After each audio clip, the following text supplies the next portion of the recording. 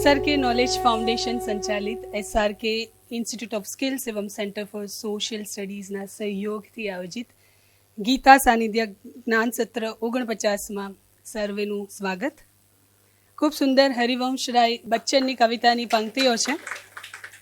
है अंधेरी रात पर दीवा जलाना कहाँ मना है, क्या हवाएं थी कि उजड़ा प्यार का वह आशियाना, कुछ न आया काम तेरा शोर करना या गुल मचाना.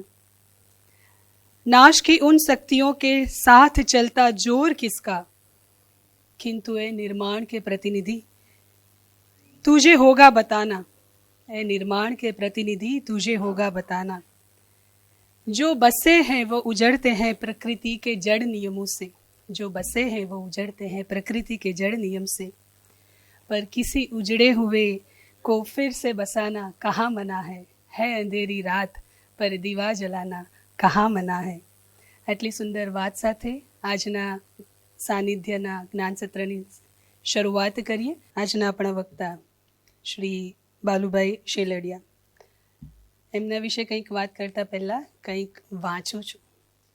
મિત્રો નમસ્તે. જ્ઞાનનો અર્થ થાય છે જીવનના નિયમોને જાણીને જીવવું. અજ્ઞાનનો અર્થ થાય છે જીવનના નિયમોથી વિપરીત ચેષ્ટામાં મંડ્યા રહેવું. માણસને ખબર નથી કે જીવનમાં ગુરુત્વાકર્ષણ છે અને તે છલાંગો મારી મારીને આકાશને સ્પર્શવાની કોશિશ કરે છે. પડી પડીને હાથ પગ પણ ભાંગે છે. તેને નિયમની ખબર નથી કે જમીન તેને ખેંચી રહી છે. જેટલા જોરથી છલાંગ મારશે તેટલા જ જોરથી ધરતી તેને પોતાની તરફ ખેંચશે. હાથ પગ ભાંગી જશે. તેથી તે કહેશે કે જીવને દગો કર્યો, કે ધરતીએ માં થઈને મારી સાથે આવું કર્યું. પણ હકીકત એ છે કે જીવનના નિયમોની વિપરીત તે કાર્ય કરી રહ્યો છે, એને ખબર નથી.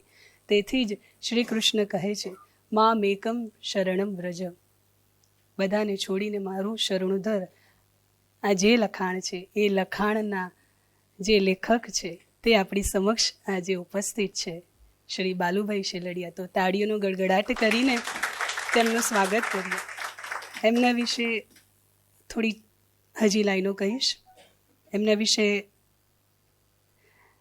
ડૉક્ટર દીનુભાઈ ચુડાસમા લોકભારતી સણોસરાથી લખે છે, માણસાઈ શબ્દને સેવી આચરણમાં ઓગાડીને જીવતા ડૉક્ટર બાલુભાઈ શેલડિયા જીવંત રહી શક્યા છીએ. સફળ અધ્યાપક, દક્ષ આચાર્ય તરીકે કાર્ય પછી નિવૃત્તિના સમયમાં અહર્નિશ આરંભેલી વિદ્યા સાધના આગળ ધપી રહી છે. આજીવન વિદ્યાર્થી તરીકે આ પોતાને ઓળખાવે છે. આપણે તેમને જીવન સાધક અને વિદ્યા ઉપાસક કહીએ તો બાલુભાઈને ગમશે નહીં. પણ હકીકત એ છે એમની માનવતાને કવિ ગૌરાંગ ઠાકરની પંક્તિઓથી એમણે નવાજી છે. એ વાત સાથે હું મારી વાત પર પૂર્ણ કરીશ. હું સાંકડી ગલીમાં રસ્તો કરી જવાનો, હું સાંકડી ગલીમાં રસ્તો કરી જવાનો, માણસ સુધી જવાનો, આગળ નથી જવાનો. કેટલું સુંદર લખ્યું છે એમને માટે. આવા સુંદર વક્તા આપણને સાંપડ્યા છે. આ સાથે જ આજનો એમનો જે વિષય છે આપણે અને ગીતા. તો આટલા સુંદર વિષય ઉપર વધુ રાહ ન જોવડાવું અને હું એમને આમંત્રિત કરું કે આપ આવો અને આપની વાણીમાં અમને રસમય તરબોળ કરો.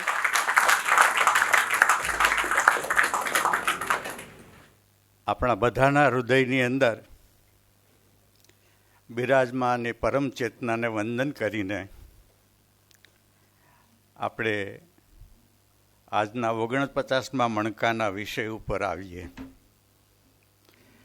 વિષય ઉપર આવું તે પહેલાં એક નાનકડી સ્પષ્ટતા કરું છું. હું જે કંઈ બોલું એની સાથે આપે સહમત થવું જરૂરી નથી. પરમાત્માએ આપણને બધાને બુદ્ધિ આપી છે, વિવેક શક્તિ આપી છે. મારી વાતને આપની વિવેક શક્તિની એરણ ઉપર ચકાસી જોવી અને એ એરણ ઉપર મારી વાત જો સફળ સાબિત થાય તો પછી વાત મારી નથી રહેતી, એ વાત આપની બની જાય છે.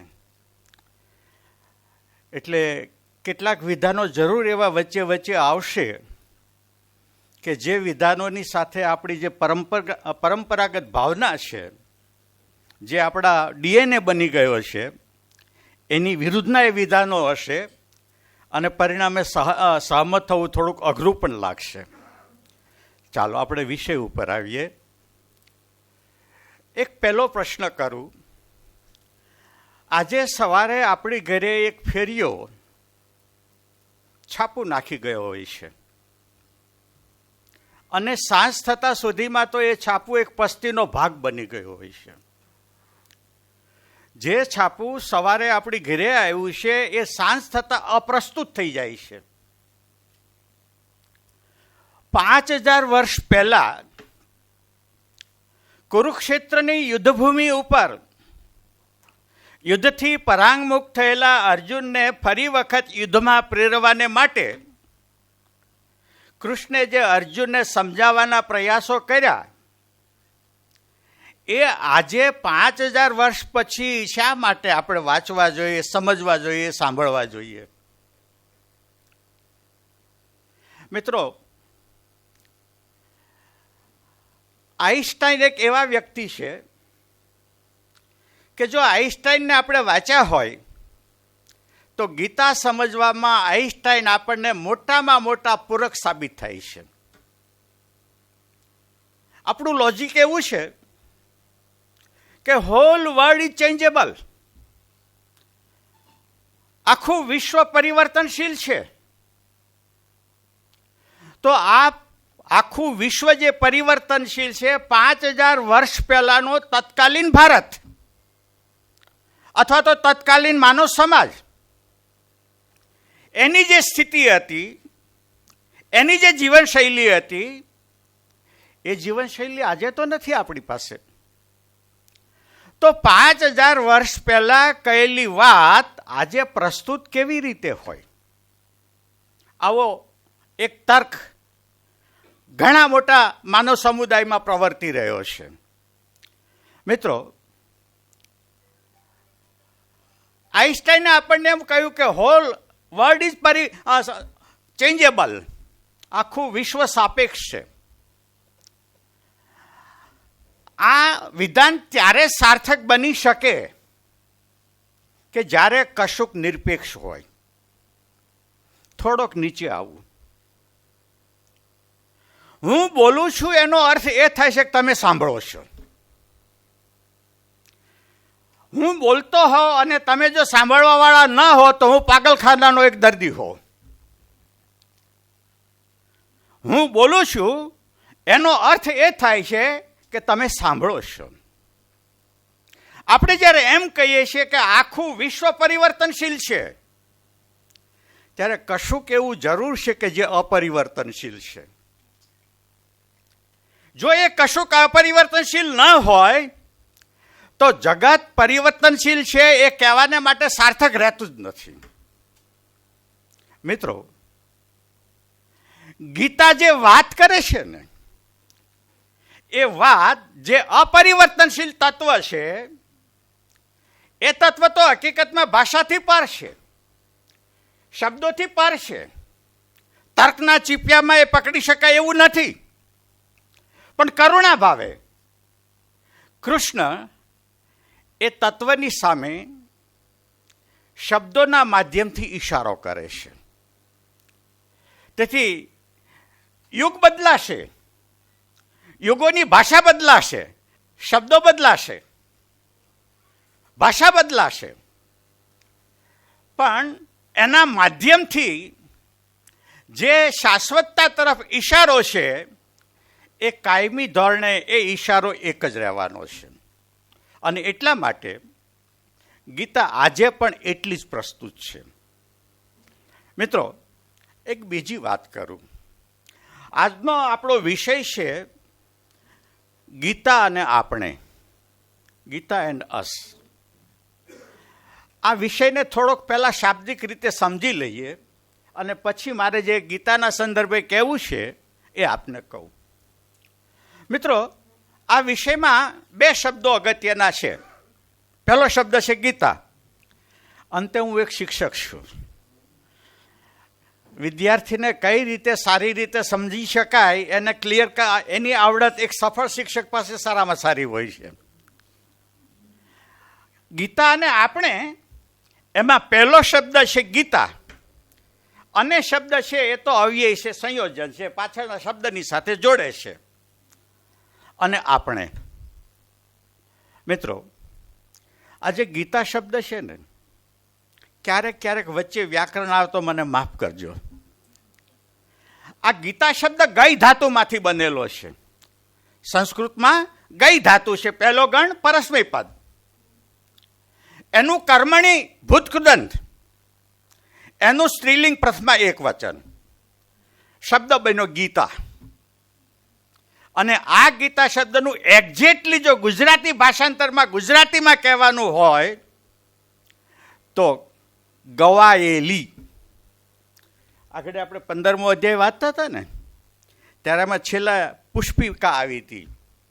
ઓમ તત્સત ઇતિ શ્રીમદ ભગવદ્ ગીતાસુ ઉપનિષત્સુ બ્રહ્મ વિદ્યાયામ યોગશાસ્ત્રે શ્રી કૃષ્ણ અર્જુન સંવાદે પુરુષોત્તમ યોગ નામો 15મો અધ્યાય. આ ઉપનિષદ છે ને એ સ્ત્રીલિંગી શબ્દ છે, અને શ્રીમદ ભગવદ્ ગીતા ઉપનિષદ એ ગીતાનું આખું નામ છે, અને એનું જે શોર્ટ ફોર્મ છે તે ગીતા છે. મારું આ વ્યાકરણ કદાચ થોડાક શ્રોતાઓને અઘરું લાગે તો હું બીજો શબ્દ આપું. અંગ્રેજીમાં સિંગ ઇન્ફિનિટિવ છે. સિંગ, ટુ સિંગ એટલે ગાવું. એનું ભૂતકાળ થાય સેંગ, અને એનું ભૂતકૃદન થાય સંગ. આ સંગનું પર્યાય વાંચી ગુજરાતી, અથવા તો ગીતાનું પર્યાય વાંચી સંગ, સેંગ. તો આ ગીતાનો એક અર્થ. ગીતાનો એક બીજો અર્થ આપું. ભગવદ્ ગો મંડળ જોશો ને તો ભગવદ્ ગો મંડળની અંદર ગીતાના જુદા જુદા 14 અર્થો આપેલા છે. એ 14 અર્થો ઉપર જવા માટે અહીંયા અત્યારે અવકાશ નથી, એટલે હું બધા અર્થો ઉપર નથી જતો. પણ જ્યાં ગીતા છે ને કવિતા છે, જ્યાં કવિતા હોય ત્યાં લય હોય, અને જ્યાં લય હોય ત્યાં છંદ હોય. છંદ ઉપરનું બહુ પ્રસિદ્ધ શાસ્ત્ર પિંગળ શાસ્ત્ર, આખું છંદ ઉપર લખાયેલું શાસ્ત્ર, એમાં એક ગીતા નામનો છંદ આવે છે. બેન 28 માત્રાનો માત્રામેળ છંદનું નામ ગીતા છંદ છે. એ પિંગળ શાસ્ત્રની અંદર ગીતાને થોડીક લાડકવાઈ બનાવી પિંગળે, એટલે ગીતાનું નામ બીજું એને પાડ્યું ગીતિકા. ઈકા પ્રત્યય જોડી અને ગીતા ઉપરથી એને ગીતિકા પાડ્યું. 20 અક્ષરનો અક્ષરમેળ છંદ ગીતિકા છંદ. આ ગીતા એટલે આ 20 અક્ષરનો જે અક્ષરમેળ છંદ છે એને પણ ગીતા જ કહેવામાં આવે છે. ત્રીજો અર્થ આપું. ગુરુ શિષ્યની કલ્પના કરીને જેમાં કંઈક બોધ હોય, આવું કોઈ પણ સંવાદાત્મક જે કાવ્ય છે એને ભારતીય પરંપરા ગીતા તરીકે ઓળખે છે. મિત્રો, આપણી પાસે 30 ગીતાઓ આજે આપણી પાસે પ્રાપ્ય છે. આપણે તો એક જ ગીતાને ઓળખીએ છીએ, શ્રીમદ ભગવદ્ ગીતા. પણ આવી શ્રીમદ ભગવદ્ ગીતા જેવી અન્ય બીજી 30 ગીતાઓ સંસ્કૃત સાહિત્યમાં છે. હમણાં જ એક મિત્ર જોશી કરીને છે, પોરબંદરની બાજુમાં રાણાવાવના, સારા કવિ, એણે ગાંધી ગીતા રચી ગુજરાતી ભાષામાં. અને કોઈક રીતે એને ખબર પડી છે કે હું ગાંધીને પ્રેમ કરું છું, એટલે બિચારા ઘરે દેવા આવ્યા હતા કે સાહેબ આ મારી ગાંધી ગીતા તમે વાંચજો, મને મજા આવશે. આ ગુરુ શિષ્યની કલ્પના કરીને સંવાદાત્મક રીતે રચાયેલું કોઈ પણ જે કાવ્ય છે એ કોઈ પણ કાવ્યને માટે ગીતા શબ્દ વાપરવામાં આવે છે. પણ આપણે જે ગીતાની વાત કરવાની છે એ ગીતા શ્રીમદ ભગવદ્ ગીતા ઉપનિષદ, આ આખું ગીતાનું નામ છે. એનું શોર્ટ ફોર્મ છે ગીતા. એ ગીતાનો સમય અને સ્થાન પહેલા જોઈ લઈએ. આ ગીતા ક્યાં આવેલી છે? મિત્રો, 18 પર્વોનું મહાભારત, લગભગ 1,00,000 શ્લોકવાળું બૃહદકાય કહી શકાય એવું એક આર્ષકાવ્ય. અને એ આર્ષકાવ્યનું જે 6થું પર્વ છે એ 6થા પર્વનું નામ છે ભીષ્મ પર્વ. અને એ ભીષ્મ પર્વના 25મા અધ્યાયથી લઈને 42મા અધ્યાય સુધીના જે 18 અધ્યાયો છે એને આપણે શ્રીમદ ભગવદ્ ગીતા તરીકે ઓળખીએ છીએ. આ શ્રીમદ ભગવદ્ ગીતામાં 745 શ્લોકો છે. એમાંથી 620 શ્લોકો સ્વયં શ્રી કૃષ્ણના મુખેથી બોલાયેલા છે. 57 શ્લોકો અર્જુનના મુખેથી બોલાયેલા છે. 67 શ્લોકો એ સંજયના મુખેથી બોલાયેલા છે. અને એકમાત્ર શ્લોક ધૃતરાષ્ટ્રના મુખેથી બોલેલો છે, જે ગીતાનો પ્રારંભ છે. ધર્મક્ષેત્રે કુરુક્ષેત્રે સમવેતા યુયુત્સવઃ મામકાઃ પાંડવાશ્ચ કિમ કુર્વત સંજય. મહાભારતની વાત તો આવી છે કંઈક કે મહાભારતનું યુદ્ધ નિશ્ચિત થઈ ગયું છે, શરૂ થવાનું છે. એ વખતે મહાભારતના રચયિતા તો વેદવ્યાસ છે જ, પણ મહાભારતની પાત્ર સૃષ્ટિમાંનું એક પાત્ર સ્વયં વ્યાસ પોતે પણ છે. એટલે આ વ્યાસ યુદ્ધ શરૂ થાય છે એના આગલા દિવસે ધૃતરાષ્ટ્રની પાસે જાય છે. અને ધૃતરાષ્ટ્રને વ્યાસ વિનંતી કરે છે કે આપ જો ઈચ્છો અને આ યુદ્ધને જોવાને માટેની જો આપની ઈચ્છા હોય તો હું આપને દિવ્ય દ્રષ્ટિ આપું, જેને પરિણામે આપ યુદ્ધને જોઈ શકશો. પણ ધૃતરાષ્ટ્ર કહે છે, જે યુદ્ધમાં મારો સમગ્ર પરિવાર ખતમ થવાનો છે એ યુદ્ધ જોઈને મારે શું કરવાનું છે? મારે દિવ્ય દ્રષ્ટિને શું કરવાની છે? એટલે આ જે દિવ્ય દ્રષ્ટિ છે એ ધૃતરાષ્ટ્રને ન આપતા સંજયને આપી. અને ધૃતરાષ્ટ્રના સારથી સંજય છે, અને સંજય પણ અંધ છે. હવે એક ભ્રમણા દૂર કરવાની છે ગીતાના સંદર્ભે. કેટલાક લોકો એમ કહે છે કે આજે આપણી પાસે શ્રીમદ ભગવદ્ ગીતા છે એ યુદ્ધ શરૂ થયું ત્યારે કહેવાયેલી ગીતા છે. હકીકતમાં કહેવાયેલી છે ત્યારે જ, પણ 9મા દિવસે સાંજે યુદ્ધ પૂરું થાય છે ત્યારે દાદા ભીષ્મનું પતન થાય છે. જે ભીષ્મ પિતામહ ઉપર આખો કૌરવ પક્ષ મુસ્તાક હતો, એ 9મા દિવસે સાંજે ભીષ્મ પિતામહનું પતન થાય છે. અને એ પતનના સમાચાર જે સંજય છે એ ધૃતરાષ્ટ્રને આપે છે. અને ધૃતરાષ્ટ્ર ચિંતિત થઈ ગયો. ધર્મક્ષેત્રે કુરુક્ષેત્રે સમવેતા યુયુત્સવ મામકાઃ પાંડવાશ્ચ કિમ કુર્વતે સંજય. આ જે શ્લોક ગીતા ધૃતરાષ્ટ્રને સાંભળવા મળી છે એ ગીતા કહેવાયા પછી 9મા દિવસે મળી છે.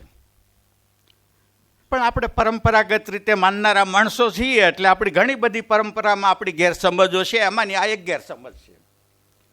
મિત્રો, આ યુદ્ધના વર્ણનની વાત જ્યારે સંજયને કરી ત્યારે સંજયે ઉભય પક્ષના જે સૈનિકો હતા એના વીરત્વની વાત કરી.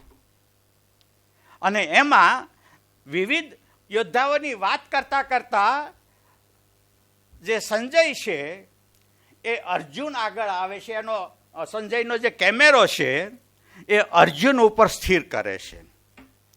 અને અર્જુન કહે છે, સેનયોર ઉભયોર મધ્યે રથમ મેં સ્થાપ્ય અચ્યુત. હે અચ્યુત, હે કૃષ્ણ, તમે જે મારો રથ છે ને એ બે સેનાઓની વચ્ચે ઊભો રાખો. વીર રસથી ઉભરાતો, જેના મનના 7મા પડદે પણ હું મરીશ કે પરાજિત થઈશ એવી કલ્પના નથી, આવો આ વીર રસથી ભરેલો અર્જુન કૃષ્ણને એમ કહે છે, સેનયોર ઉભયોર મધ્યે રથમ મેં સ્થાપય અચ્યુત. હે અચ્યુત, મારો જે રથ છે એ બે સેનાઓની વચ્ચે ઊભો રાખો, જેથી કરીને હું જોઈ લઉં કે મારે કોની કોની સામે લડવાનું છે. વર્ણન અદ્ભુત છે, પણ હું સમયના અભાવે એ વર્ણનમાં નથી જતો. હું ત્યાં મારી બ્રેક મારી દઉં છું. અર્જુન છે એ યુદ્ધભૂમિ ઉપર ઉભય પક્ષે રહેલા જે સેનાનીઓ છે એને જોવે છે. મિત્રો, 18 અક્ષણી સૈન્ય છે. એક પક્ષે 11 અક્ષણી કૌરવને પક્ષે છે અને પાંડવોને પક્ષે 7 અક્ષણી સૈન્ય છે. આંકડામાં નથી જતો. એ આંકડાને જો ઇતિહાસ માની લઈએ તો આજ દિન સુધીમાં વિશ્વમાં સૌથી ભયંકરમાં ભયંકર ને સૌથી મોટામાં મોટું જો યુદ્ધ હોય તો 18 અક્ષરની સૈન્ય જે યુદ્ધમાં હોમાયું હોય એ મહાભારતનું યુદ્ધ છે.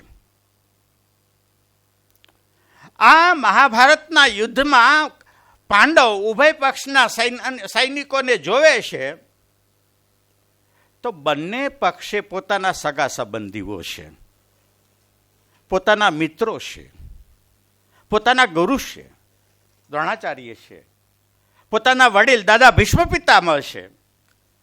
અને એના મનમાં એક નબળો વિચાર આવ્યો કે જો હું યુદ્ધ કરીશ તો આ બધા ખતમ થશે, અને હું જો યુદ્ધ નહીં કરું તો આ બધા જીવિત રહેશે. આ પરંપરાગત વાત આપણે બધા અત્યાર સુધી સાંભળતા આવ્યા છીએ, પણ મારે થોડાક જુદા એંગલથી વાત કરવી છે. એ એંગલ એ છે કે જ્યારે અર્જુન એમ કહી રહ્યો છે કે જો હું યુદ્ધ કરીશ તો આ બધા યુદ્ધમાં હોમાઈ જશે, અને જો હું યુદ્ધ નહીં કરું તો આ કોઈ યુદ્ધમાં હોમાશે નહીં. મિત્રો, આપણો અહંકાર છે ને હંમેશા વાકી ગતિએ ચાલતો હોય છે. આપણા અહંકારને સીધો કાન પકડતો જ આવડતો નથી. મારે લાડવો ખાવો હોય ને તો પીરસનારાને કહું કે આ બાજુમાં બેઠેલા મગનભાઈને આપો ને, એટલે મગનભાઈ કહેવાના કે ના ના ના ના બાલુભાઈને આપો. મારો અહંકાર છે ને એ વક્ર ગતિએ ચાલે છે. કૃષ્ણને જે લાલબત્તી કરવાની છે અને ગીતાએ જે મૂળ ભાવ કહેવાનો છે કે અર્જુન, 18 અક્ષણી સૈન્યને જીવાડનારો તું છે અને 18 અક્ષણી સૈન્યને મારનારો પણ તું જ છે. કે થોડીક આડ વાત કરું. અરવલ્લીના ડુંગરમાં શિવાજી એક શિવજીનું મંદિર બનાવે. એમના ગુરુ રામદાસ સ્વામી. અને એ વખતે શિવાજીના મનમાં થોડોક અહંકાર આવ્યો. એ અહંકાર એ હતો કે આ જંગલની અંદર દુષ્કાળનો સમય, શિવજીનું મંદિર બને છે, કેટલા બધા માણસોને રોજીરોટી આપું છું. આ શિવાજીના મનમાં આવેલો. પણ પહેલા રામદાસ તો સમર્થ. રામદાસે શિવાજીને બોલાવ્યા અને લાડથી કહ્યું કે શિવા, આ પથ્થર ઊંચો કરતો. એના એ નાનકડો પથ્થર ઊંચો કરે છે તો નીચેથી એક વીછી નીકળે છે. અને પછી સ્વામી રામદાસ કહે છે શિવાજીને કે શિવાજી, આ વીછીના પણ તું જ ખવડાવે છે ને. આપણા ખોટા ઘમંડો છે આ બધા. હું જીવાડું છું 18 અક્ષણીના આ ભાવ છે, આ હું જે કરતા ભાવ છે કે હું યુદ્ધ નહીં કરતો જીવીશ. મિત્રો, એક ખોટી કલ્પના કરવા જેવી છે. સમજો કે મહાભારતનું યુદ્ધ કોઈક કારણસર અટકી ગયું હોત તો આજે 18 અક્ષણીમાં જે સૈનિકો હતા એ આપણી વચ્ચે હોત ખરા? કે અરે ભલભલા 10 સ્પેશિયાલિસ્ટ ડોક્ટરની વચ્ચે બીમાર માણસ હોય અને એ ડોક્ટર એ દર્દી જતો રહેશે આપણી વચ્ચેથી. એ યુદ્ધ ન થયું હોત તો પણ એ 18 અક્ષરની સૈન્યના જે સેના છે એ તો જવાની જ હતી. અને સમજો કે આપણે એને ગમે એટલી બચાવવાની કોશિશ કરીએ તો કોઈ માણસને મૃત્યુથી આપણે બચાવી શકીએ છીએ ખરા? કૃષ્ણ જે અર્જુનને ગીતા કહેવા માટે તત્પર થયા છે ને, એ અર્જુનની આ પાયાની ભૂલ કે હું યુદ્ધ કરીશ તો હું આને મારીશ અને હું યુદ્ધ નહીં કરું તો હું આને જીવાડીશ, આ જે હું ભાવ છે ને એ સમગ્ર જગતની સમસ્યાનું મૂળ છે. એ સમસ્યા આર્થિક સમસ્યા હોય તો પણ ભલે, એ સમસ્યા પારિવારિક સમસ્યા હોય તો પણ ભલે, એ સમસ્યા રાજકીય સમસ્યા હોય તો પણ ભલે, એ સમસ્યા બીજી ગમે તે સ્વરૂપની હોય, આ સમસ્યાની જે જનની છે એ જનની વ્યક્તિનો હું ભાવ છે. અને તેથી અર્જુને દલીલો કરી છે. અર્જુને જે પહેલા અધ્યાયની અંદર યુદ્ધ ન લડવા માટેની જે દલીલો કરી છે, એ દલીલો પહેલા અર્જુન પોતાની જે સ્થિતિ છે એ સ્થિતિ બતાવે છે. સિદંતિ મમ ગાત્રાણી મુખમ ચ પરિશુષ્યતે વેપતુશ્ચ શરીરે મેં રોમ હર્ષશ્ચ જાયતે. જે 1 મિનિટ પહેલા અર્જુન એમ બોલ્યો હતો કે સેનયોર ઉભયોર મધ્ય રથમ સ્થાપય મેં અચ્યુત, એ જ અર્જુન 2 મિનિટ પછી એમ કહે છે કે સિદંતિ મમ ગાત્રાણી મુખમ ચ પરિશુષ્યતે વેપતુશ્ચ શરીરે મેં રોમ હર્ષશ્ચ જાયતે. મારાથી હવે લડી શકાય એમ નથી. અર્જુનમાં આ આવેલું જે પરિવર્તન છે એ શેનું પરિવર્તન છે? આ પરિવર્તન શારીરિક પરિવર્તન નથી. આ 2 મિનિટમાં અર્જુનના શરીરને કોઈ રોગે ઘેરેલો નથી, પણ શરીર અર્જુનમાં જે પરિવર્તન આવ્યું ને, વૈચારિક પરિવર્તન આવ્યું. વિચાર બદલાયો. ઘડી પહેલા, એક ક્ષણ પહેલાનો વિચાર અર્જુનના મસ્તિષ્કની અંદર હતો કે હું વિજય પ્રાપ્ત કરીશ.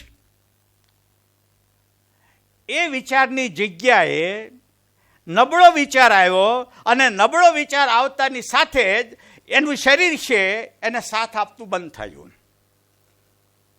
પછી જે દલીલો કરે છે ને વડીલો, એ દલીલો સમજવા જેવી છે. કદાચ આમાંથી કોઈ તર્કશાસ્ત્રના કે ન્યાયશાસ્ત્રના વિદ્વાનો હોઈ શકે. આ બધી જે દલીલો છે, અર્જુન એમ કહે છે ન કાંક્ષે વિજયમ કૃષ્ણમ ન રાજ્યમ ચ સુખાની ચ કિમ નો રાજ્ય ન ગોવિંદ કિમ ભોગે જીવિતે નવા. હે કૃષ્ણ, મારે જો વિજય જોતો હોય તો મારે યુદ્ધ કરવું જોઈએ, પણ મારે વિજય જ નથી જોઈતો, મારે શા માટે યુદ્ધ કરવું? ન કાંક્ષે વિજયમ કૃષ્ણ ન ચ રાજ્યમ સુખાની ચ. મારે પાર્લામેન્ટમાં જવું હોય તો હું ચૂંટણીમાં ઉભો રહું, પણ મારે પાર્લામેન્ટમાં જવું જ નથી તો મારે ચૂંટણીમાં ઉભું રહેવાનું કંઈ કારણ ખરું? મારે રાજ્ય પણ નથી જોઈતું અને મારે રાજ્યના વૈભવો પણ નથી જોઈતા. તથાકથિત ધર્મ જગત જે ભાષા બોલે છે એ જ ભાષા અત્યારે અર્જુન બોલી રહ્યો છે. કિમનો રાજ્ય ને ગોવિંદ, હે ગોવિંદ, આ રાજ્યને શું કરવાનું છે? કિમ ભોગે જીવી તે નવા, ભોગી જીવન જીવીને કરવાનું છે શું છે? ને આપણી વર્તમાન જગતની જે ધર્મની ભાષા છે, આ જ ભાષા છે કે બીજી ભાષા છે? કૃષ્ણે અર્જુનને બરોબર ઓળખ્યો છે. માનવ જાતની સૌથી મોટામાં મોટી જો વીક કોઈ કડી હોય તો આ કડી છે. માણસ પોતાની નિષ્ફળતાને છુપાવવાને માટે એ હંમેશા બીજાની પાસે કન્ફર્મેશન માગે છે, અનુમોદન માગે છે. માણસ પોતાના જીવનની નિષ્ફળતાને, વિકૃતિને છુપાવવાને માટે માણસ હંમેશા પોતાના વર્તનનું જસ્ટિફિકેશન કરતો હોય છે. પણ અર્જુન ખોટો સાબિત થયો, ખોટા માણસ પાસે ગયો. અર્જુન એમ કહે છે કે તમે મને અનુમોદન આપો, હું આ યુદ્ધથી પરાંગમુખ થયો છું, એ બરાબર છે ને? કૃષ્ણ કહી દે તથાસ્તુ બેટા, ભલા હોગા તારા, મોક્ષ હો જાયેગા, છોડી દે યુદ્ધ. કૃષ્ણ જેવો માણસ ખોટી હામાં હા ન પુરાવે. અને તેથી આ જે કૃષ્ણ છે એ અર્જુનની તમામે તમામ દલીલો, મિત્રો ક્યારેક ભગવદ્ ગીતાને ખુલ્લીને વાંચજો, પહેલા અધ્યાયમાં અને બીજા અધ્યાયના શરૂઆતના 10 શ્લોક સુધી અર્જુને જે જે દલીલો કરી છે એ તમામે તમામ દલીલોના પાયાની અંદર કાં તો કૃષ્ણનું કન્ફર્મેશન માગ્યું છે, અનુમોદન માગ્યું છે. મેં પાપ કર્યું હોય તો પ્રતાપ દાદાને કહું, પ્રતાપ દાદા તમે મને અનુમોદન આપો ને કે મેં જે કર્યું છે બરોબર કર્યું છે. આ અનુમોદન મેળવવાની જે આપણી માનસિકતા છે ને અધાપતનને વધારે અધાપતિત કરે છે. અને કૃષ્ણ એ કન્ફર્મેશન આપવા તૈયાર નથી. એટલું જ નહીં, આપણે આપણા ખોટા વર્તનનું જસ્ટિફિકેશન કરવા માંગતા હોઈએ છીએ. આપણી વાસના, આપણી વિકૃતિ આપણને જે કરાવવા માંગે છે તે જ કરીએ છીએ.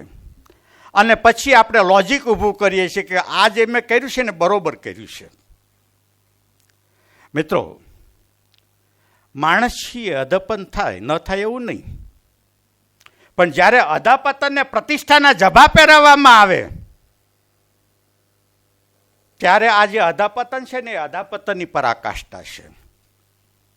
મને વાર્તા કહેવાની ટેવ બહુ નથી આવડતી, પણ એક નાનકડું દ્રષ્ટાંત આપું છું આ વિષયને તમે બરોબર સમજી શકો એવું. સુરત જેવું મોટું શહેર, એનો આ વિસ્તાર, એક મહિલા ક્લબની અંદર બપોર પછીના સમયમાં સુખી ઘરની મહિલાઓ ભેગી થાય છે. મહિલાઓ અંદરો અંદર ચર્ચા કરે છે. એક ડૉક્ટરના પત્ની, એક સુપ્રીમ કોર્ટના વકીલના પત્ની, એક યુનિવર્સિટીના HODના પત્ની, આ પત્નીઓ અરસપરસ વાત કરે છે.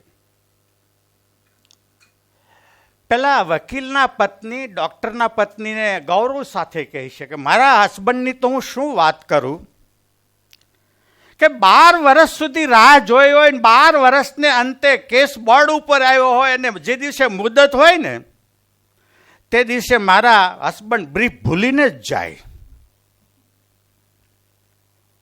કેસની ફાઇલ ભૂલીને જાય. એક વકીલના પત્નીને ગૌરવનો વિષય લાગે છે. જે અસીલ 12 વર્ષ સુધી રાહ જોયો છે ને આજે એનો કોર્ટમાં કેસ આવ્યો છે અને એ દિવસે વકીલ પોતાની ફાઇલ ભૂલીને જાય છે, એ ગૌરવ છે કે અધપતન છે? પણ તો આપણે અધપતનને પ્રતિષ્ઠાના વાઘા પહેરાવ્યું. મારા હસબન્ડની તો હું શું વાત કરું કે જ્યારે કેસ બોર્ડ ઉપર આવેલો હોય ત્યારે બ્રીફ ભૂલીને જ જાય. સાંભળનારા બેન ડૉક્ટરના પત્ની હતા. કોઈ આમાં હોય તો માફ કરજો, મારે કોઈ વ્યક્તિગત વાત કરવાની ઈચ્છા નથી. કે તારા હસબન્ડ કરતાં તો મારા હસબન્ડ 2 ડગલા આગળ વધે એવા છે. જ્યારે જ્યારે હોસ્પિટલ જાય ત્યારે એનું જે મનગમતું સ્ટેથોસ્કોપ છે ને ઘરે ભૂલીને જાય, પછી પાછળથી પહેલાં પ્યુનને મોકલી લેવા માટે. હવે એ પોતાનું સાધન ભૂલીને જાય છે, એ અધપતન છે કે ગૌરવ છે? પણ ડૉક્ટર સાહેબના પત્ની ગૌરવ સાથે કહે કે મારા હસબન્ડ જ્યારે જ્યારે હોસ્પિટલે જાય ત્યારે સ્ટેથોસ્કોપ ભૂલીને જ જાય. મોઢું ફોટો પાડવા જેવું હોય. ત્યારે એક યુનિવર્સિટીના HODના પત્ની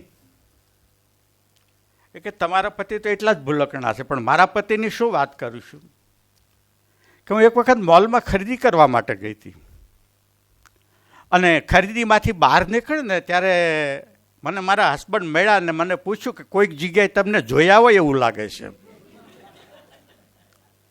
મિત્રો, આ કોઈ વકીલની વાત નથી, વકીલ પત્નીની વાત નથી, કોઈ ડૉક્ટર પત્નીની વાત નથી. ક્યારેક આંતરનિરીક્ષણ કરીએ. આપણે આપણા અધપતનને માટે કેટલા પ્રતિષ્ઠાના જભા પહેરાવીએ છીએ. આ અધપતનને જે પ્રતિષ્ઠાના જભા અર્જુન પહેરાવી રહેલો છે એ જભાને શ્રી કૃષ્ણ નેકેટ કરે છે.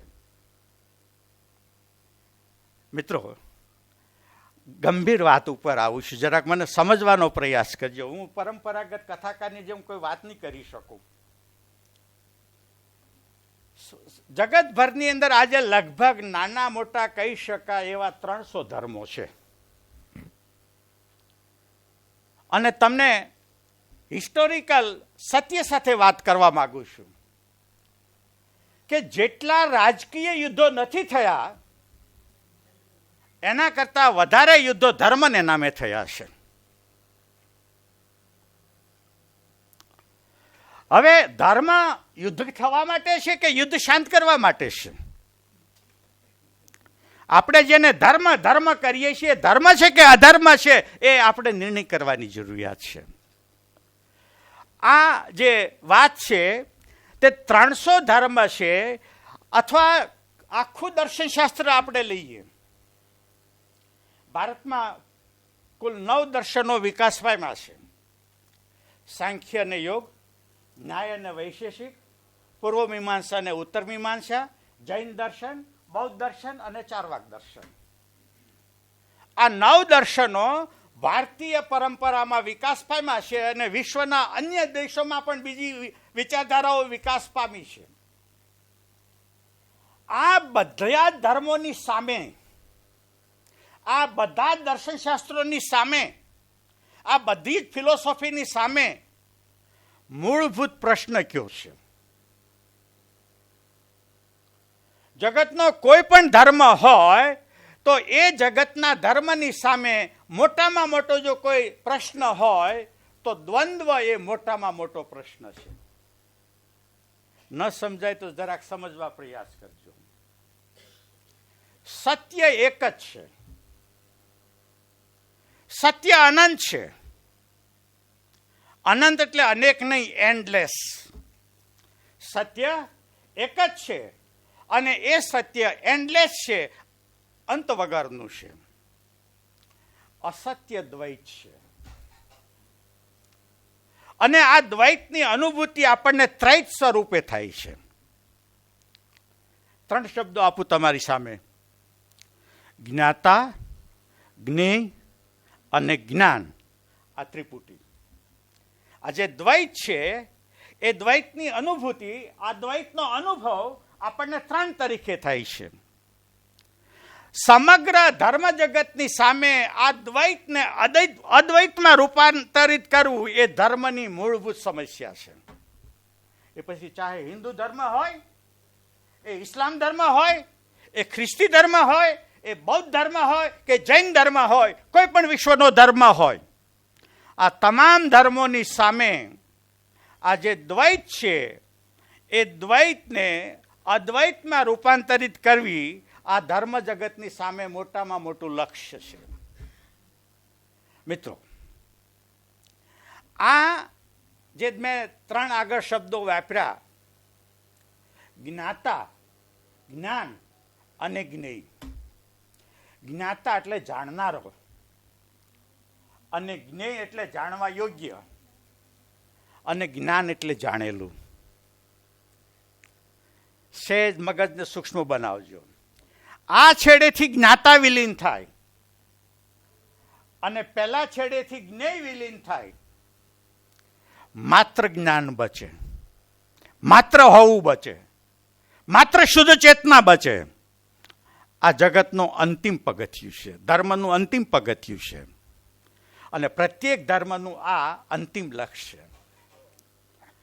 આ હું અને તું, આ જે દ્વંદ્વ છે, એ દ્વંદ્વ એ જગતની તમામ સમસ્યાઓનું મૂળ છે. આપણે થાગડબાણા કરીએ છીએ સમસ્યાઓને દૂર કરવાને માટે. આર્થિક સમસ્યાને દૂર કરવા માટે થાગડબાણા કરીએ છીએ, સામાજિક સમસ્યાને દૂર કરવા માટે થાગડબાણા કરીએ છીએ, પતિ પત્નીના પ્રશ્નોને દૂર કરવાને માટે થાગડબાણા કરીએ છીએ. હકીકતમાં જ્યાં આખું મકાન રિનોવેશન કરવાની જરૂરિયાત છે ત્યાં થાગડબાણા કરવાથી કેમ ચાલે? ગીતા થાગડબાણામાં માનનારી નથી. ગીતા આખે રિકન્સ્ટ્રક્શનમાં માને છે. અને તેથી આ હું અને તું જે છે એ જે દ્વંદ્વ છે એ દ્વંદ્વને દૂર કરવા માટે જગતભરમાં લગભગ જુદી જુદી નાની મોટી 3000 સાધના પદ્ધતિઓ છે. આ તમામે તમામ સાધના પદ્ધતિઓનું એક જ લક્ષ્ય કે હું અને તુંનું દ્વંદ્વ દૂર થવું જોઈએ.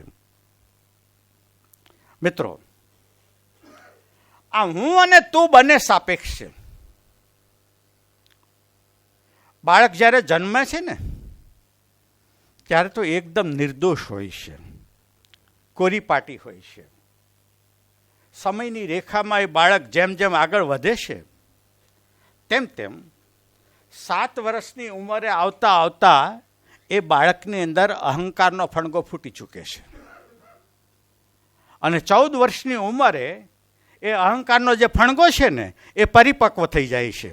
અને પરિપક્વ થઈ જાય છે એટલે તુની શોધમાં નીકળી પડે છે.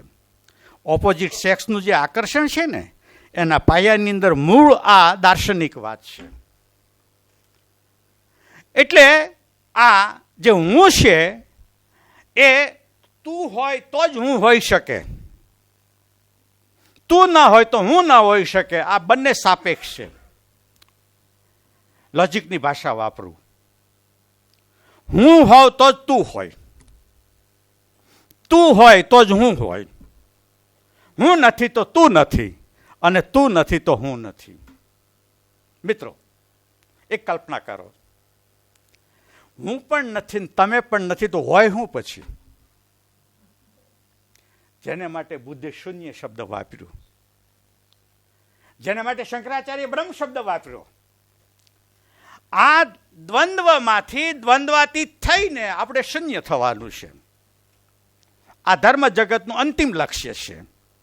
અને આ અંતિમ લક્ષ્યને પહોંચવા માટેની જગતભરમાં ભલે 3000 સાધના પદ્ધતિઓ રહી, પણ આ તમામ સાધના પદ્ધતિઓને મિત્રો 2 જ વિભાગમાં વિભાજિત કરી શકાય છે. આજે પૃથ્વીના ગોળા ઉપર લગભગ 8 અબજ માનવ જનસંખ્યાની વસ્તી છે. આ 8 અબજ માનવ સંખ્યાની વસ્તીમાં 2 માણસની અંગૂઠાની પ્રિન્ટ સમાન નથી હોતી. કોઈ 2 માણસની કીકી સમાન હોતી નથી. કોઈ 2 માણસનું વોલ્યુમ એક સરખું હોતું નથી.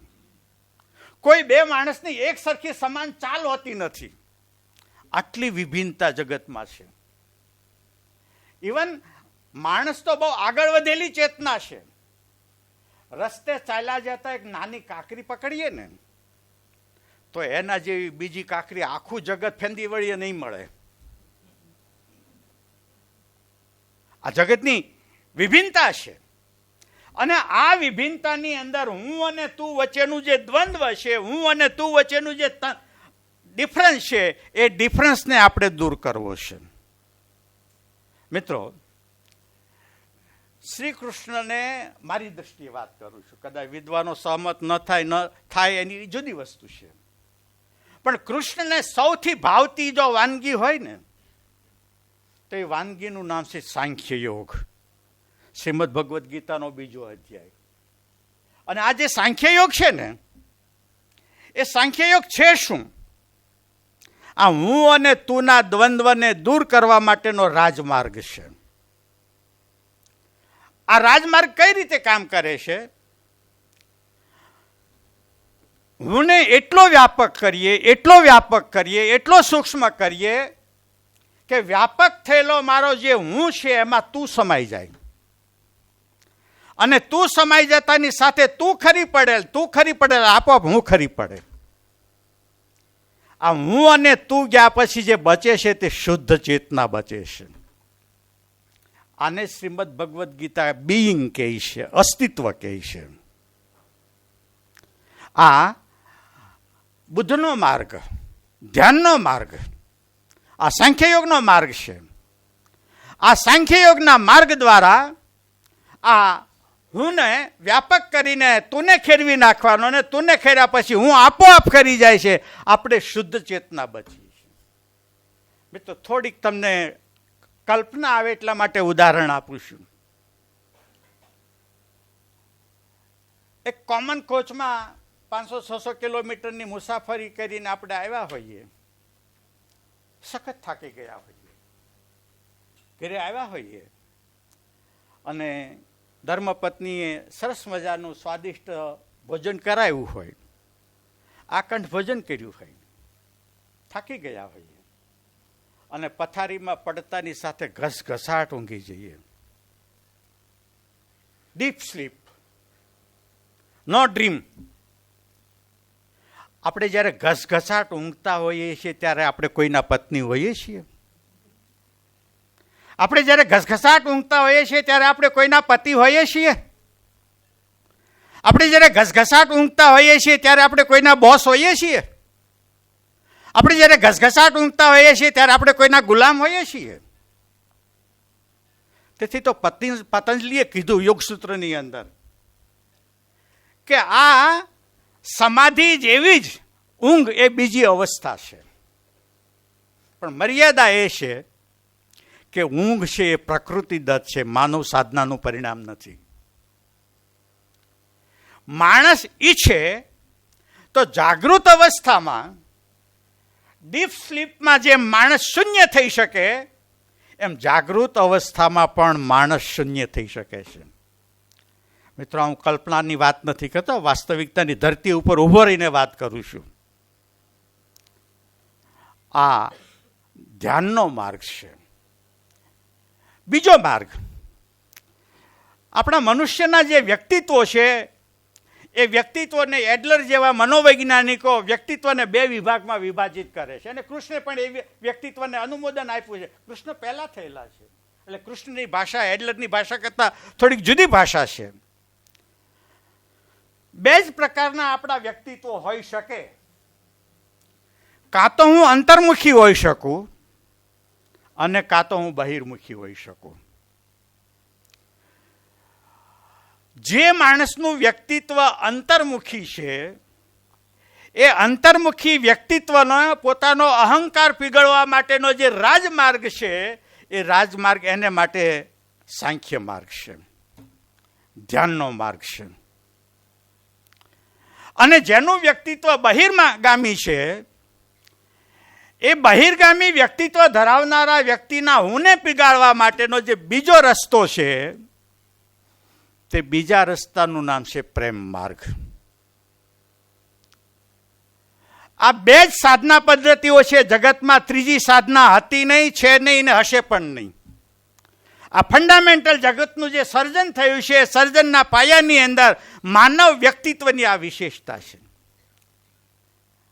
મિત્રો, તમે સુરત જેવા નગરની અંદર વસો છો એટલે ઘણી બધી વખત આવી વાતોના સંપર્કમાં આવ્યા હશો. આજે પર્સનાલિટી ડેવલપમેન્ટના વર્ગો ચાલે છે. તમે અમારા વર્ગમાં આવો તો તમારી પર્સનાલિટી છે ને અમે એકદમ ફાઇન કરી આપીએ. મિત્રો, આ પર્સનાલિટી વર્ગખંડમાં જવાથી પર્સનાલિટી ડેવલપ ન થાય. સ્વામી વિવેકાનંદ અમેરિકામાં હતા, સંન્યાસી વેશમાં.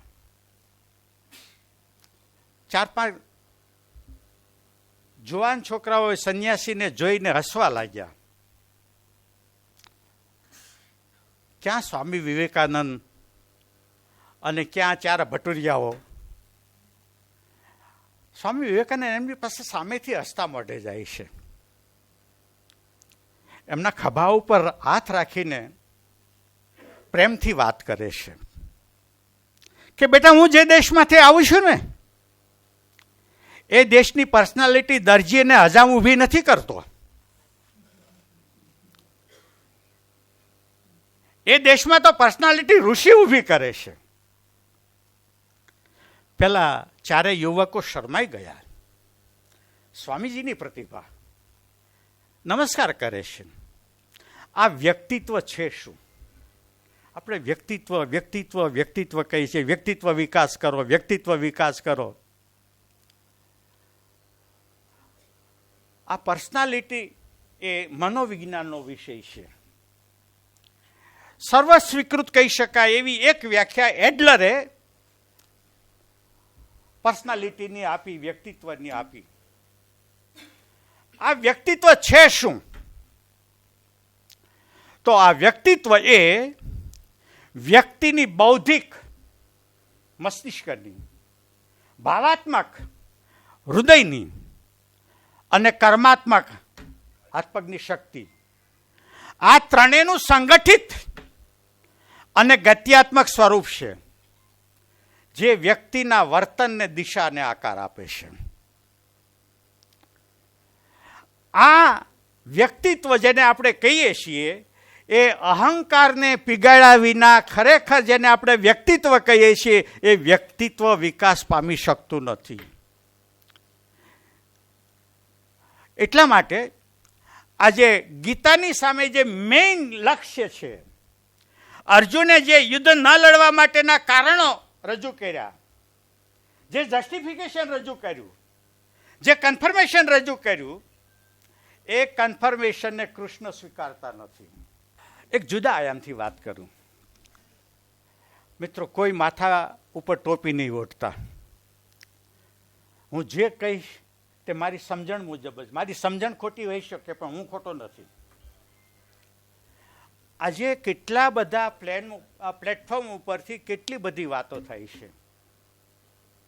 કોઈ કહે છે સમાજ ઉદ્ધાર કરો, કોઈ કહે છે સમાજનું પરિવર્તન કરો, કોઈ કહે છે આર્થિક ગરીબાઈ દૂર કરો, કોઈ કહે છે વિષમતા દૂર કરો, કોઈ કહે છે સમાજમાં સમતા લાવો.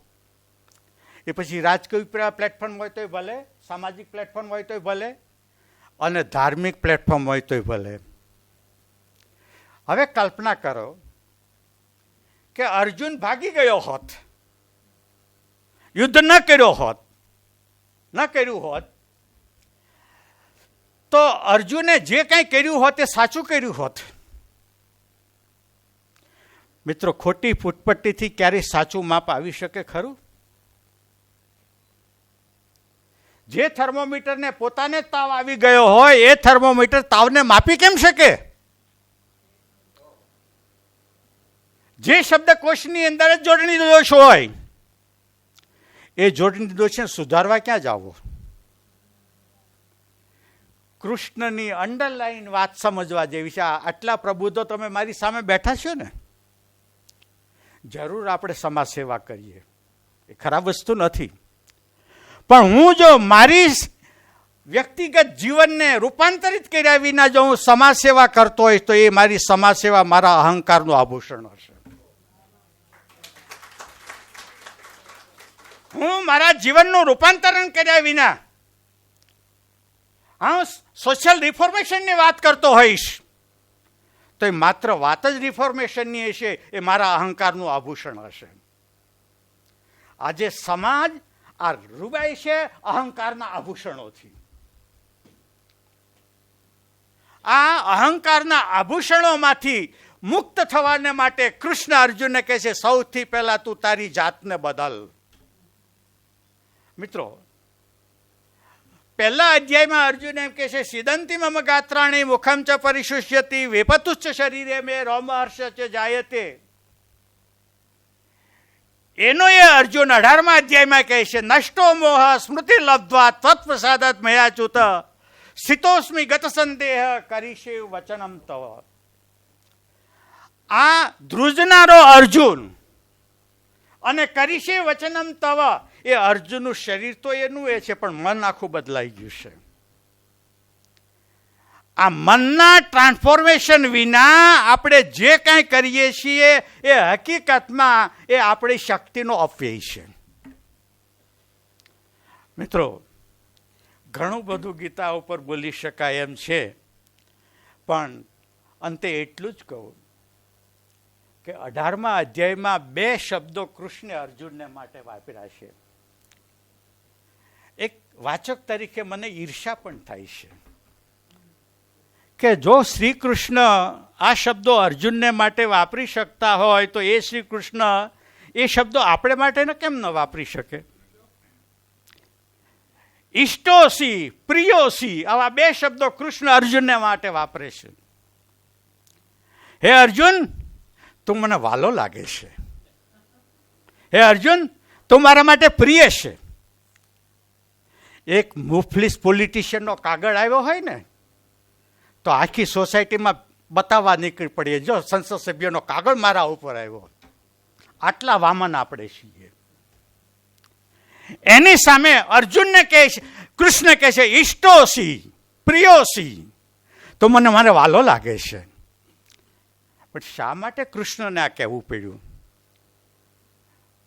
અર્જુનની પાસે 5 ક્વોલિટી હતી.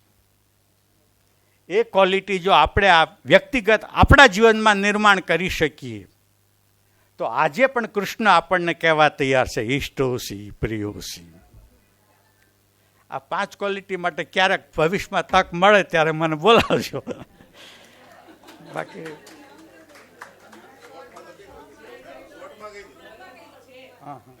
શું બધા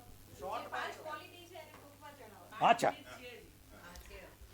સૌથી પહેલી ક્વોલિટી અર્જુન પાસે જે ઈષ્ટોસી મેં સખા કહે છે તેની પહેલામાં જે અર્જુન બોલ્યો, નષ્ટો મોહ સ્મૃતિ લબ્ધ્વા ત્વત્પ્રસાદાત મયાચ્યુત સ્થિતોસ્મિ ગત સંદેહ કરીશે વચનમ તવ. આ જે અર્જુન આવ્યો ને, એ અર્જુનના વ્યક્તિત્વના પાયાની અંદર પહેલી વસ્તુ હતી, અર્જુન શૂરવીર હતો. મિત્રો, કૃષ્ણની શૂરવીરની વ્યાખ્યા અને આપણી શૂરવીરની વ્યાખ્યાની વચ્ચે આકાશ જમીનનો તફાવત છે. કોઈ નિર્દોષ માણસને નિર્દયતાથી મારી નાખો એ શૂરવીરતા નથી, કાયરતા છે. કૃષ્ણની દ્રષ્ટિએ શૂરવીરતા શું છે? જીવનમાં સુખ આવશે જ, પણ આવેલા સુખને પચાવી શકે તામ તિતિક્ષસ્વ ભારત. જે સુખને પચાવી શકે તે શૂર છે. દુઃખને પચાવી શકે, સુખ અને દુઃખ આ દ્વંદ્વને જે પચાવી શકે છે, અનુકૂળતા અને પ્રતિકૂળતાને જે પચાવી શકે છે, સ્વસ્થ રહી શકે છે, તે કૃષ્ણની દ્રષ્ટિએ શૂર છે. આવા શૂર જો આપણે બનીએ ને, તો આજે પણ કૃષ્ણ આપણને કહેવા તૈયાર છે, ઈષ્ટોસી મેં સખા ચેતી. અર્જુનની પાસે એક બીજી ક્વોલિટી હતી. અર્જુન બુદ્ધિશાળી હતો. Main is A rational animal આપણે અત્યારે બોલીએ છીએ, પણ ખરેખર આપણે બુદ્ધિશાળી છીએ ખરા? આર્થિક ઉપાર્જન કરીએ અને એમાં બુદ્ધિ વાપરીએ જરાય ખોટું નથી. ભૌતિક જીવનને સમૃદ્ધ કરવા માટે આપણે બુદ્ધિ વાપરીએ જરાય ખોટું નથી. પણ મિત્રો, આપણે માત્ર શરીર નથી. આપણી પાસે મન છે, આપણી પાસે બુદ્ધિ છે, આપણી પાસે હૃદય છે, આપણી પાસે આત્મા છે. એને પુષ્ટ કરવાને માટે બુદ્ધિનો નાનો એવો ખૂણો વાપર્યો ક્યાંય આપણે? અર્જુન બુદ્ધિશાળી હતો, અને તેથી કૃષ્ણને કહેવાનું, ક્યારેક જીવનમાં બને તો ભલે આપણે આપણા આર્થિક જગતમાં, વ્યવહારિક જગતમાં બુદ્ધિ વાપરીએ, જરાય ખોટું નથી. પણ અઠવાડિયામાં એકાદ કલાક તો આપણે આપણા જીવનના વિકાસના માટે આપણી બુદ્ધિ વાપરીએ. મને ઘણી વખત પ્રશ્ન થાય છે, એકાદશીને દિવસે સાબુદાણાની ખીર ખાઈને કે બટાકાની સૂકી ભાજી ખાઈને એકાદશી ખરાય, તો બાજરીનો રોટલો ખાઈને શું કામ ન કરી શકાય? આપણે બુદ્ધિ ક્યારે વાપરી છે? જે ઈશ્વર તત્વે સાબુદાણાનું નિર્માણ કર્યું છે, જે ઈશ્વર તત્વે બટાકાનું નિર્માણ કર્યું છે, એ જ ઈશ્વર તત્વે બાજરીના દાણાનું નિર્માણ કર્યું છે. પણ આપણને શોર્ટકટ જોઈએ છે. સાબુદાણા ખાઈને આપણે આપણી જાતને ધાર્મિક કહેવડાવી છે. રૂપ નથી આપણું બદલવું.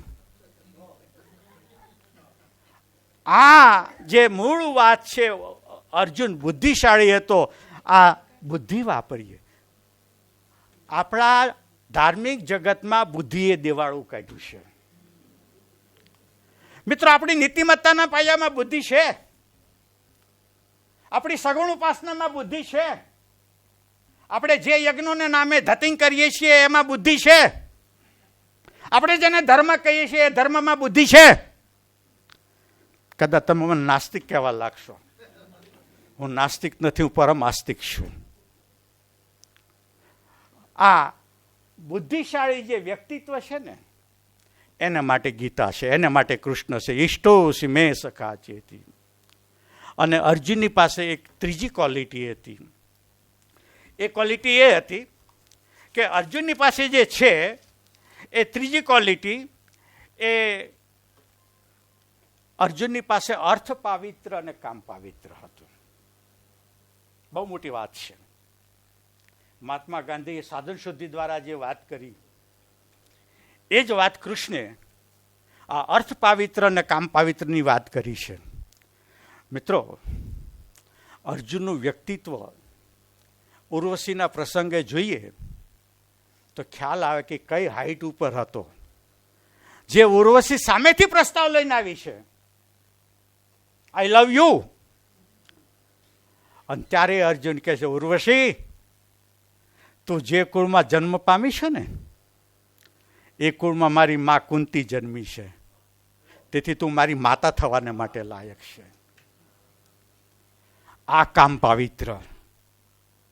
ન કાંક્ષે વિજયમ કૃષ્ણ ન રાજ્યમ સુખાની ચ. મારે રાજ્ય નથી જોઈતું, રાજ્યના સુખ નથી જોઈતા, રાજ્યના વૈભવ નથી, અને છતાં યુદ્ધ લડ્યો. અર્થ, આપણે પૈસા કમાઈએ છીએ પણ આપણા માટે જ કમાઈએ છીએ. આપણામાં આપણો પરિવાર નથી આવતો પાછો. નોખા ખાતા હસબન્ડના ને પત્નીના. અર્જુનની પાસે આ અર્થ પાવિત્ર અને કામ પાવિત્ર હતું. મિત્રો, કરીશ્ય વચનમ તવ આ અર્જુનની ક્વોલિટીનો ચોથો ગુણ છે. હકીકતમાં હું તમને એક નાનું જ દ્રષ્ટાંત આપું. જેને માટે ઘસાય છે તે તેને માટે પવિત્ર છે. જેને માટે નથી ઘસાતો તે તેને માટે પવિત્ર નથી.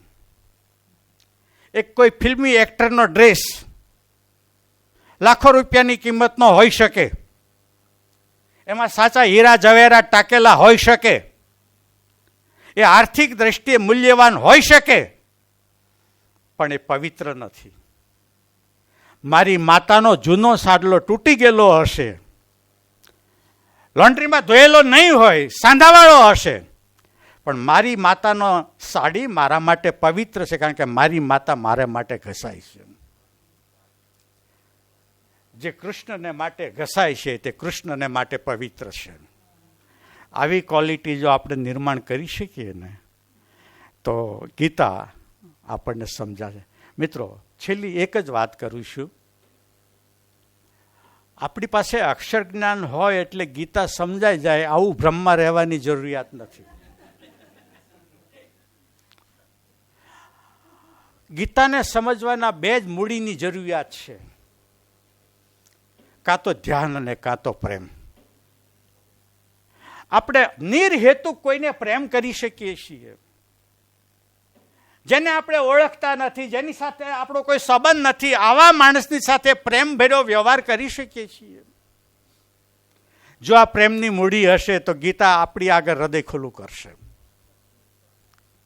જો આપણી પાસે ધ્યાનની મૂડી હશે તો ગીતાની જે સર્વવ્યાપકતા છે અને સાર્વત્રિકતા છે એ આપણી પાસે આવશે. મિત્રો, તમે મને બોલાવ્યો, હું પ્રેમથી આવ્યો, અને મિત્રને એક વિનંતી કરું છું. હું બહુ સાદો માણસ છું. તમે આટલું કોસ્ટલી ગેસ્ટ હાઉસ મારા માટે રાખ્યું એ મને પસંદ નથી પડ્યો.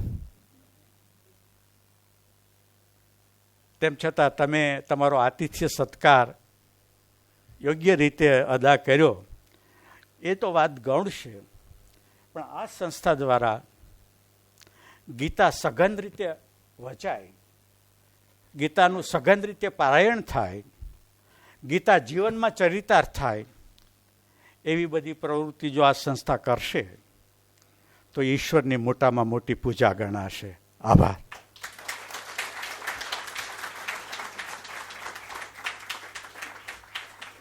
મિત્રો, બેને મને વાત કરી કે પ્રશ્નો જરૂર પૂછો, મને આવડતો છે તો જવાબ આપીશ, પણ એક લાલબત્તી કરું છું. બુદ્ધિની ખુજલીમાંથી આવેલો પ્રશ્ન હોય તો એવો પ્રશ્ન મને મહેરબાની કરીને નહીં પૂછતા. હૃદયની ગુંગળામણમાંથી આવેલો પ્રશ્ન હોય તો રાતે 12 વાગે મને ફોન કરજો, હું મને આવડતો છે તો જવાબ આપીશ. અર્જુન અને કૃષ્ણનો સંવાદ તો સાંભળવો, એમાંય કૃષ્ણ ભગવાનને અર્જુનને ઈષ્ટોશી મેં સખા ચેતા અનઘ પણ કહ્યો. હવે આપણે એવું માનીએ છીએ કે man is known by the company he keeps. માણસ જેવો સંગ કરે તેવો તેનો રંગ હોય. કૃષ્ણ ભગવાનના સતત સાનિધ્યમાં રહેલો અને કૃષ્ણ ભગવાને જેને મોટિવેટ કરેલો કે આવતીકાલે લડવાનું છે, એટલે એમાં એણે કોઈ કચાશ નહીં રાખી હોય, અને છતાં પણ આટલું પ્રિપેર, વર્લ્ડ કપ રમવાની જ્યારે ટીમોની આગલા દિવસે જે તૈયારીઓ થતી હોય એવી તૈયારી થઈ હશે, તો એ સમયે અને કૃષ્ણ ભગવાને જેને અનઘ કહ્યો, પ્રિય કહ્યો, તો એ છતાં પણ બીજે દિવસે આ બધું જોઈ અને એ પડી ગયો.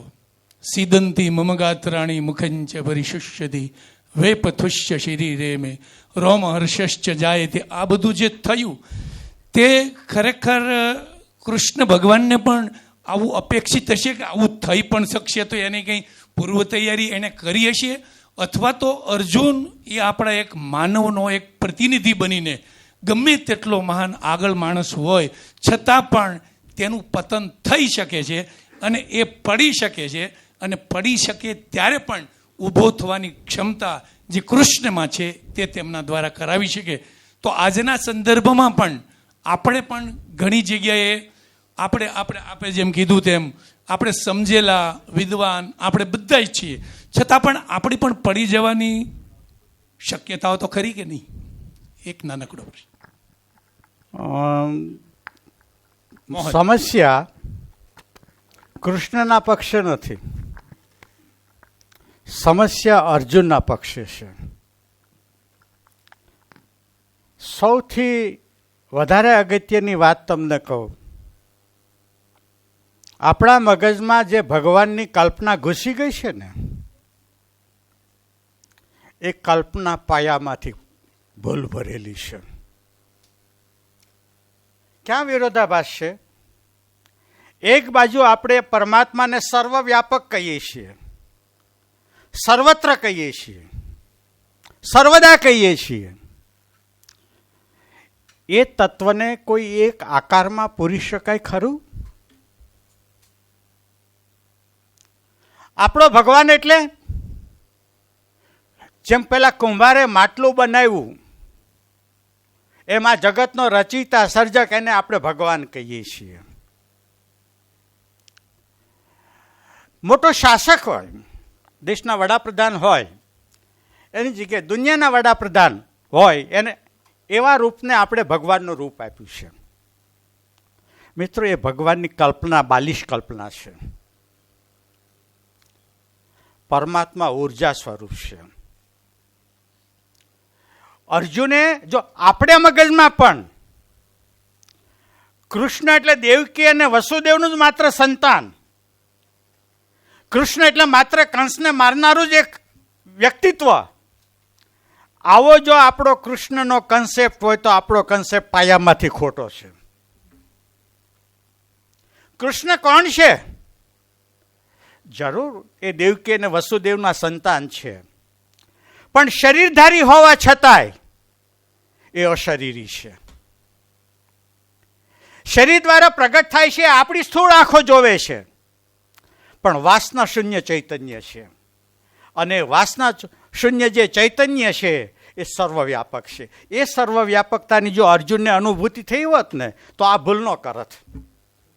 ગીતા અને આપણે, એટલે ગીતા આપણી સાથે જોડાયેલી છે. જેમ મા બાપ અને આપણને જ્યારે કોઈ મુશ્કેલી આવે ત્યારે આપણે બૂમ યાદ કરતા હોય, હાય માં, હાય બાપરે.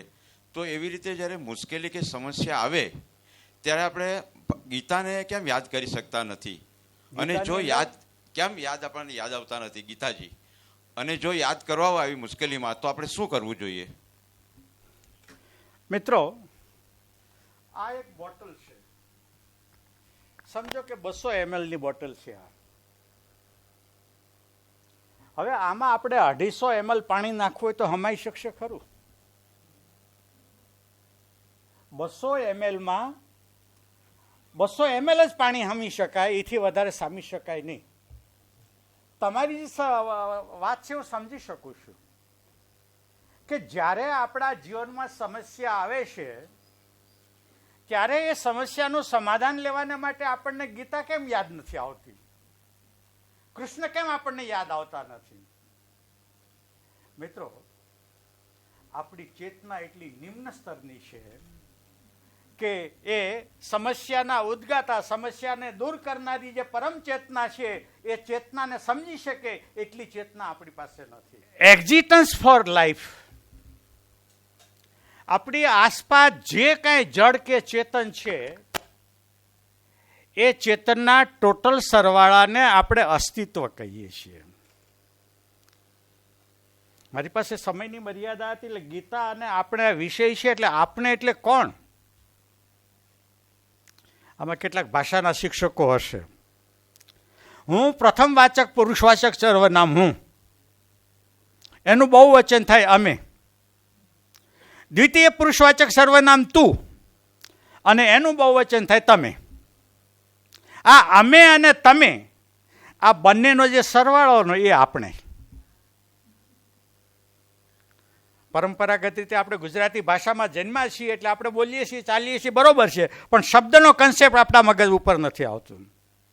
અને આપણે એટલે આ હોલમાં બેઠેલા માણસ, આપણે એટલે આ સુરતના નાગરિકો, આપણે એટલે ભારતની 1,40 કરોડની જનસંખ્યા, એ જ આપણે. આ જગતમાં જે કાંઈ જડ ચેતન છે એ બધાનો ટોટલ સરવાળો આપણે. અને મિત્રો, એથી આગળ વધીને કહું, માત્ર વર્તમાન નહીં, ભૂતકાળમાં હતા તે પણ, અને ભવિષ્યકાળમાં હશે તે પણ આપણે. આપણી ચેતના જે છે, આખું જે અસ્તિત્વ છે, એ અસ્તિત્વ લાઈફ માટે છે. તમને એક ઉદાહરણ આપું. આપણે પ્રવાસે ગયા, ગંગોત્રી ગયા, અને ગંગાના પ્રવાહની અંદર આપણે લટાર મારતા હતા. એક સરસ મજાનો લીસો ઘસાયેલો એક સુંદર પથ્થર આપણા ધ્યાનમાં આવ્યો. ઘરના શોરૂમમાં રાખવા જેવો એ ઘસાયેલો સુંદર પથ્થર. આપણને એમ થયું કે આ પથ્થર આપણે ઘરે લઈ જઈએ. એ પથ્થરની બાજુમાં કુદરતી રીતે ઉગેલો એક નાનો છોડ, અને એ નાના છોડને આવેલું એક નાનકડું એવું પુષ્પ. તો એ પથ્થર ગમે એટલો સુંદર હોય તો પણ એ નાનકડા છોડને આવેલું જે પુષ્પ છે ને એ વધારે સુંદર છે. શા માટે? કારણ કે પથ્થર નિર્જીવ છે. ગઈકાલે પથ્થર પથ્થર જ હતો, આજે એ પથ્થર પથ્થર જ રહેવાનો છે, અને આવતીકાલે પણ એ પથ્થર રહેવાનો છે. પુષ્પ ગઈકાલે કળી હતું, આજે વિકસીને પુષ્પ થયું, અને તેથી પુષ્પના છોડમાં ચેતના છે. ચેતના એક ડગલું આગળ વધી, અને એટલા માટે હોલ એક્ઝિસ્ટન્સ ફોર લાઈફ, સમગ્ર જે અસ્તિત્વ છે એ જીવનને માટે છે. સમજો, આપણી ઘરે એક ગુલાબનો છોડ વાવેલો છે, સરસ મજાનું ગુલાબનું ફૂલ ખીલેલું છે, અને એક ભિક્ષુક, ગંદુ બાળક ભિક્ષા માગવાને માટે આપણી ઘરે આવ્યું છે. તો ગુલાબના પુષ્પ કરતા પેલું ગંદુ જુગુપ્સા પ્રેરક બાળક એ વધારે સારું છે.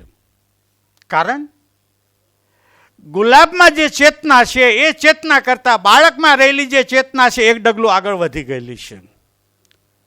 એ બાળકમાં વિચાર કરવાની સંભાવના આવી ગઈ, અને ભવિષ્યમાં જો એને યોગ્ય પર્યાવરણ મળશે તો વિચાર કરતું થશે.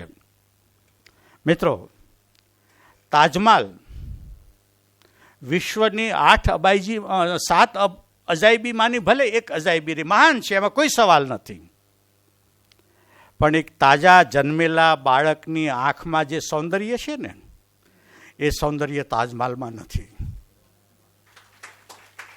તાજમહાલ નિર્જીવ છે અને બાળક સજીવ છે. આ જે લાઈફ છે એ લાઈફ ફોર થોટ, જીવન છે એ વિચાર માટે છે.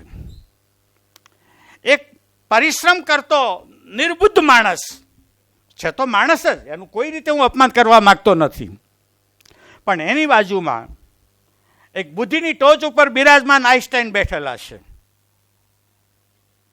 તો આઈન્સ્ટાઈનની ચેતના એક ડગલું આગળ વધેલી છે.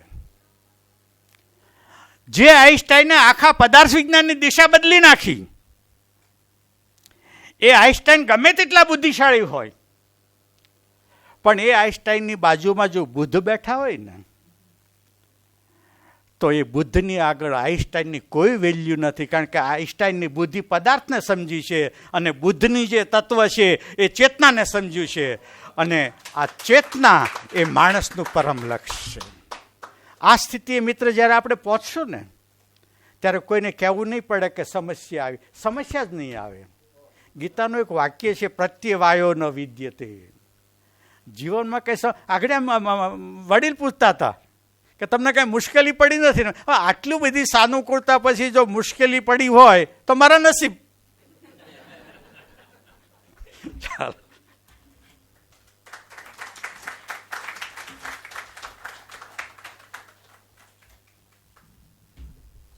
આપણા સૌના વતી બાલુભાઈને સમર્પિત ગીતા સાનિધ્યના સર્વે ભાવકોને.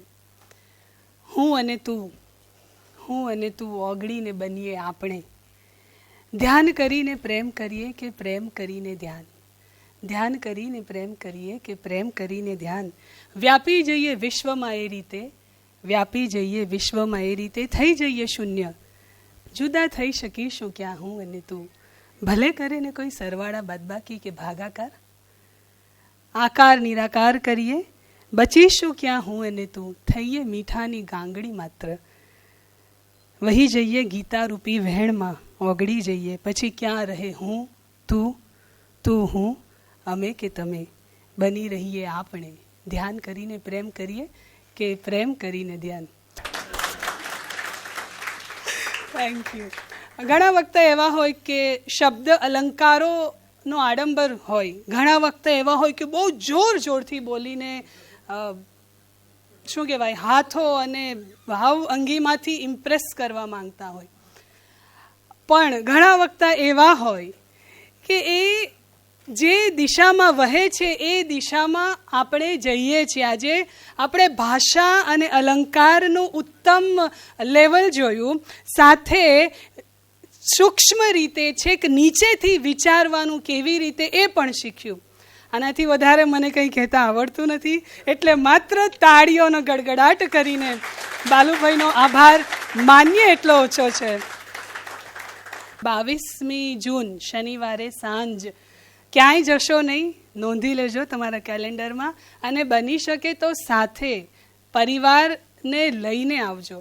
કારણ કે ઘણા બધા પ્રશ્નો અને સમસ્યાઓ પરિવારમાંથી નીકળે છે, અને જો સમજી લઈશું ત્યારે એકબીજાને, તો કદાચ એમ કહ્યું ને આજે કે હું અને તું ક્યાં રહીએ, બનીએ આપણે, પ્રેમ કરીને ધ્યાન કે ધ્યાન કરીને પ્રેમ. બહુ જ સુંદર સત્ર.